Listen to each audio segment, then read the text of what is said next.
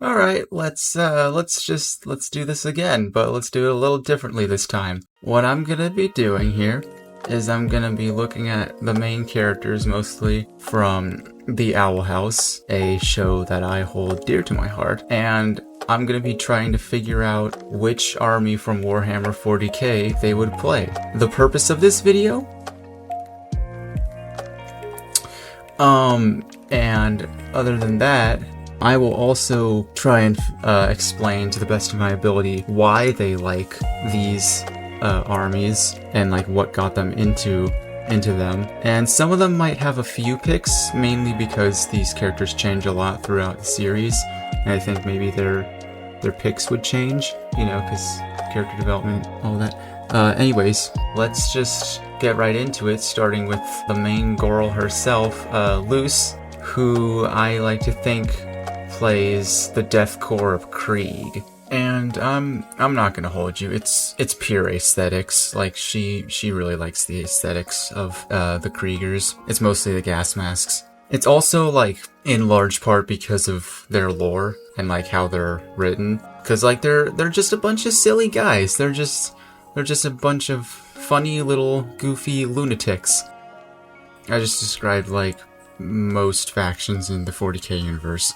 I also like to think that like season 1 through like the first half of season 2, Luce was somebody who unironically laughs at every single Krieg shovel meme, but by the time the second half of season 2 rolls around and onward, she grows up and realizes, man, these jokes are overplayed. Let's move on to Ida. Ida, I can't help but have a very interesting idea for her relationship with Warhammer. See, with Ida, I imagine that the first Warhammer army and the first ever like rulebook that she ever got was like something that she kind of just stole, like from scraps. Although, like, let's be honest, who throws away their Warhammer army and books? And at first, like, maybe she thought it was just like junk, but then she got to reading the rulebook and she was like, whoa, this is like actually kind of neat. And through a series of events, she's the reason that Warhammer 40k is present in the Boiling Isles, and possibly wrote like a very similar war game based on Warhammer 40k as like a business of hers, but like that's a different video. As for actual armies, she's probably played them all, and her favorite, I'd think, is the Emperor's Children. Purely for the gameplay. She likes that they're fast, but also they have range options, and like it's just a little bit of everything in their kit. It's just fully about the gameplay. And she also probably backs them up with Chaos Demons, because if you play a Chaos army that's fully demons, then I know you don't exist actually, and you're just a figment of my imagination. And if you play a Chaos Space Marine army and you don't back them up with demons, I think that you're boring and you don't deserve to play the game. Anyways, it's mostly emphasis on Khorne and Slaanesh demons. I also like to think that Ida goes out of her way not to read any of the lore books. Like, her understanding of the lore will always just be whatever's in the codex. She keeps it that way because it's funny. And after that, we move on to King, who, you know, being Ida's child, basically, he's had a lot of opportunities to play like a lot of different armies, but the one that he has stuck with is the Tyranids. And it's almost entirely because like they're just big monsters. Like he only plays the game to have like fun. He just big dinosaur alien monster things, and that's it. I have to imagine that he paints all of his Tyranids in a similar way to that he himself is colored. Like, the parts that are normally white would be sort of that grayish brown like his fur, and the parts that are normally purple are sort of that bone white color like his skull. By the way, I'd love to see like people paint their Tyranids like that. If that exists on the internet, send it my way. Let's see. After this is Amity. And for Amity, I imagine that, first of all, she didn't really get into Warhammer until like maybe late season 2, maybe even season 3, like when they're in the human realm. You know, during that time skip, like everybody probably was playing Warhammer together a lot. But Amity, I like to think, enjoys the Salamanders.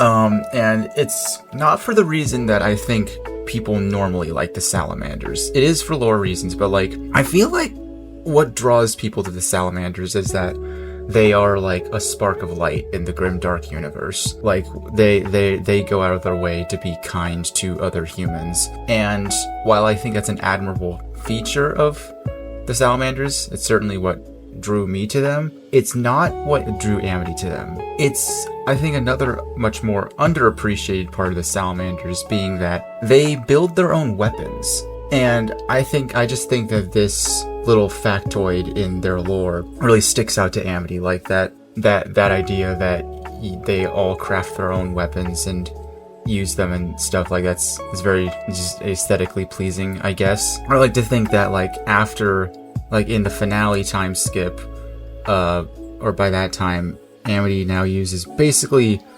a homebrew chapter of Salamander successors where they kind of just lean really hard into the whole building their own kit sort of thing. Like some of them probably even build their own armor too. Like maybe the Terminators build their own armor because it's like a rite of passage or something. I might be putting too much thought into this. Let's move on. Gus is probably like maybe the biggest fanatic of Warhammer in the entire cast, like bigger than Ida.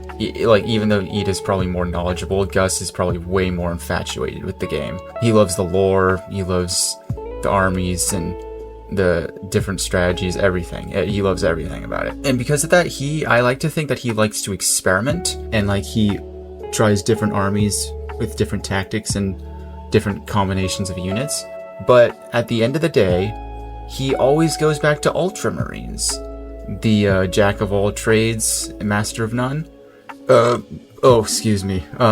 jack of all trades, master of none blue boys. He also, I bet that's actually something he really likes about them, like lore-wise, not just gameplay-wise, is that, like, to him, you can really put them in any situation and it'll always fit, I guess. Not in like a Matt Ward kind of way, though. That fruit is hanging so low that it's literally on the ground. Anyways, Willow comes afterward, and with Willow, I can't help but imagine that like in the earlier parts of the show, she just actively did not like Warhammer because of like stuff. I don't know, things that usually draw people in the mainstream away from Warhammer. But then she actually warmed up to it and decided that it's funny. And speaking of funny, her army of choice is the orcs. And it is just because they're big, funny boys. Yeah. And like she plays it very casually. In fact, I have to imagine that Willow only plays Warhammer with her friends, with the Hex Squad.